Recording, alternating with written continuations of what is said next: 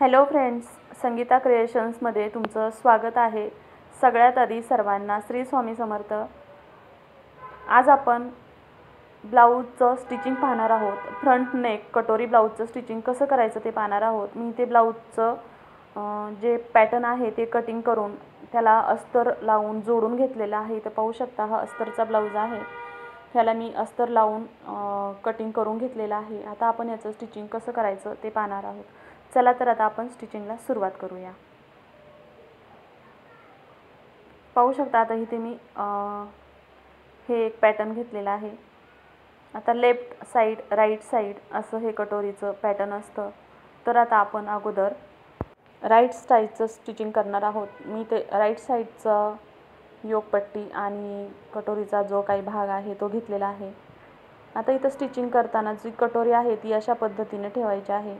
अर्धा इंच सिलाई मार्जिन ठेवायचे आहे। हे पाहू शकता अर्धा इंच मार्किंग करायचे आहे आणि बरोबर याच मार्किंगवरती शिलाई करायची आहे। शिलाई करताना शिलाई जर कमी जास्त झाली तर ब्लाऊजचं जे फिनिशिंग आहे ते चांगलं दिसत नाही आणि कटोरी पण कुठे कमी कुठे जास्त असं खेचल्यासारखी वाटते। त्यासाठी अशा पद्धतीने एकदम सारखी शिलाई आली पाहिजे। पाहू शकता आता इथे मी त्याच शिलाईवरती डबल शिलाई मारून घेते। सिंगल शिलाईनं ब्लाऊज लवकर खराब होण्याची शक्यता असते। डबल शिलाई जर मारली तर ब्लाऊज एकदम परफेक्ट होतो आणि ब्लाऊज लवकर खराब पण होत नाही। आता आपण इथे कटोरीला टक्स कसे मारायचे ते पाहणार आहोत। तर अशा पद्धतीने कटोरीचं जे पॅटर्न आहे ते सेंटरला फोल्ड करायचं आहे आणि 1.5 इंचावरती मार्किंग करून घ्यायचं आहे आणि वरच्या बाजूने तुम्ही उंचीनुसार मार्किंग करू शकता। आता ही हेवी साईज आहे तर मी इथे 2.25 इंचावरती मार्किंग केलेलं आहे टक्सचं आणि बरोबर त्या मार्किंगवरती इथे शिलाई मारून घ्यायची आहे। तुम्ही कटोरी जोडण्या अगोदर जर टक्सचं मार्किंग केलं तर माझा अनुभव मी सांगते कटोरीचं टक्स व्यवस्थित येत नाही। त्यामुळे मी अगोदर कटोरी जोडून घेते आणि नंतर टक्सचं मार्किंग करते। आता कटोरीचं स्टिचिंग झालेलं आहे। आपण इथं योगपट्टी जोडणार आहोत। त्यासाठी मी ही योगपट्टी घेतलेली आहे। हे अस्तर आहे वरच्या बाजूने मी ब्लाऊजच्या कापडला अस्तर जोडून घेतलेलं आहे आणि हे पॅटर्न अशा पद्धतीने ओपन करायचं आहे। नंतर हे ब्लाऊजच्या पॅटर्नवर अशा पद्धतीने ठेवायचं आहे। कटोरीच्या बाजूकडूनच योगपट्टी जोडायची असते, हे नेहमी लक्षात ठेवा आणि अशा पद्धतीने एकदम व्यवस्थित खालचा ब्लाऊजचा भाग आणि वरचं जी योगपट्टीचा भाग आहे तो एकमेकांवर व्यवस्थित अशा पद्धतीने ठेवून सेट करून घ्यायचा आहे आणि एक अर्धा इंच शिलाई मार्जिन सोडून ह्याला शिलाई मारून घ्यायची आहे। पाहू शकता अशा पद्धतीने मी अर्धा इंच शिलाई मार्जिन घेऊन शिलाई मारलेली आहे। आता हे पॅटर्न ओपन करायचा आहे। अशा पद्धतीने व्ह्यू दिसतो। आता हा जो भाग आहे हा पूर्ण फोल्ड करून आतमध्ये घ्यायचा आहे अशा पद्धतीने। आता इकडचं जे टोक आहे आणि दुसऱ्या बाजूचं टोक बरोबर व्यवस्थित सेट करून एकमेकांना जुळवून घ्यायचं आहे आणि मग पुन्हा जे आपण शिलाई मारलेली आहे त्याच पद्धतीने अर्धा इंच मार्जिनवरती जी पहिली शिलाई आहे त्याच शिलाईवरती शिलाई मारून घ्यायची आहे। आता इथे तुम्हाला योगपट्टी कशी जोडायची तेही कळलं असेल। जर काही समजलं नसेल तर तुम्ही कमेंट करू शकता। आता ज्या बाजूने कटोरीची बाजू आहे त्याच बाजूने हे पॅटर्न अशा पद्धतीने बाहेर खेचून घ्यायचं आहे। हा पाहू शकता फ्रंट पार्ट तयार झालेला आहे। आता खालच्या बाजूने आपण याला एक दाबटीप मारून घेणार आहोत, कारण आपण अस्तर जोडताना सिंगल शिलाई मारली होती आणि सिंगल शिलाई जर मारलेली असेल तर ब्लाऊज लवकर खराब होण्याची शक्यता असते। म्हणून प्रत्येक कटोरी जोडताना असो, स्लीव जोडताना असो किंवा ब्लाऊजचा कुठलाही पार्ट जोडताना असो डबल शिलाई ही नेहमी मारून घ्यायची। आता योगपट्टीच्या बाजूकडून फ्रंट बाजूकडून आपण आता इथे हुकपट्टी जोडणार आहोत। त्यासाठी व्यवस्थित फिनिशिंग देऊन घ्यायची आहे। आता ही हुकपट्टी जोडण्यासाठी मी इथे पट्टी घेतलेली आहे।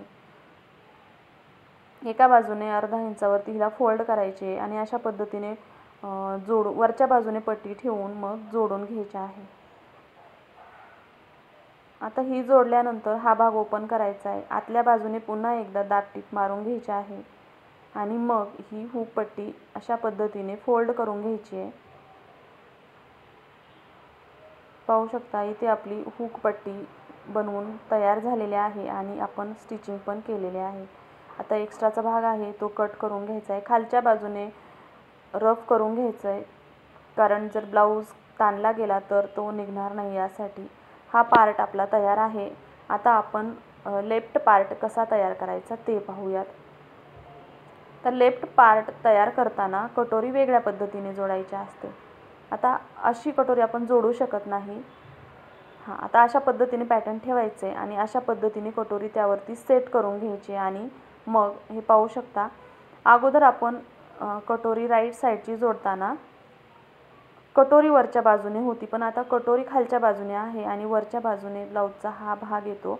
ह्याला पण सेम अर्धा इंच मार्जिनवरती मार्किंग करून घ्यायचं आणि मग व्यवस्थित कटोरीचा हा भाग जोडून घ्यायचा आहे. हा भाग पण जोडताना कमी जास्त शिलाई होणार. आता याला पण डबल शिलाई मारून घ्यायची आहे. आता याचं पण सेम आपण टक्स मारून घेणार आहोत. बरोबर सेंटरला कटोरी फोल्ड करायची आहे आणि मग 1.5 इंचावरती मार्किंग करून घ्यायचं आहे. वरच्या बाजूने 3.25 इंच. ही हेवी साईज म्हणजे 40 साईज चेस्ट आहे आणि जर चेस्ट जास्त असेल आणि उंची जास्त असेल तर टक्सची उंची पण वाढते. नॉर्मल ब्लाऊजला आपण 2.5 इंचच टक्स घेतो, पण इथे हेवी साईज असल्यामुळे एक 1/4 इंच आपण वाढवून घेणार आहोत, म्हणजेच 2.25 इंचावरती मार्किंग करत असतो.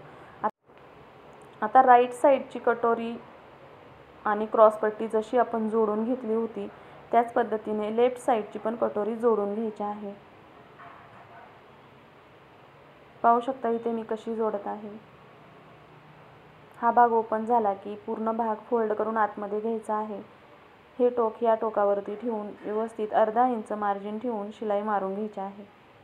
शिलाई मारताना कमी जास्त होणार नाही याची काळजी घ्यायची. कमी झाली तरी चालते, पण जास्त जर झाली तर ब्लाऊजचं फिनिशिंग व्यवस्थित येत नाही. कुठेतरी ओढल्यासारखं, कुठेतरी खेचल्यासारखं किंवा कुठेतरी लूज झाल्यासारखं असा ब्लाऊज होतो. त्यामुळे शिलाईचं जे मार्जिन असतं ते फार तर अर्धा इंच किंवा 1/4 इंच, अर्धा इंचापेक्षा जास्त कापड शिलाईमध्ये गेलं नाही पाहिजे, ह्याची काळजी घ्यायची आहे. आता आपण हे पॅटर्न पण तयार केलेला आहे. आता या बाजूकडून आपण बनवणार आहोत आयपट्टी. आयपट्टी बनवण्यासाठी पण मी इथे एक पट्टी घेतलेली आहे, त्याला पण अर्धा इंच दुमडून घ्यायचे खालच्या बाजूने. आता आयपट्टी बनवताना ही पट्टी अशा पद्धतीने खालच्या बाजूने लावायची आहे पॅटर्नच्या आणि मग याला शिलाई मारून घ्यायची आहे. पाहू शकता. आता इथे मात्र जास्त शिलाईचं कापड घ्यायचं नाही, एकदम 1/4 इंचपेक्षाही कमी एवढं इथे कापड गुंतवायचं आहे आणि मग शिलाई मारून घ्यायची आहे. पुन्हा एकदा त्यावरती दाबटीप मारून घ्यायची आहे आणि ही पट्टी अशा पद्धतीने फोल्ड करायची एकदा, पुन्हा एकदा आणि मग अशा पद्धतीने फोल्ड करून ही झाली आपली आयपट्टी. आयपट्टी बनवताना कडाच्या बाजूने शिलाई मारायची आणि नंतर आता इथे आय बनवताना अगोदर खालच्या बाजूने रफ शिलाई मारून व्यवस्थित लॉक करून घ्यायचं आहे. खालचा आय अगोदर बनवून घ्यायचा आहे आणि त्यानंतर 2-2 इंचावरती व्यवस्थित मार्किंग करून इथे आय बनवून घेणार आहोत.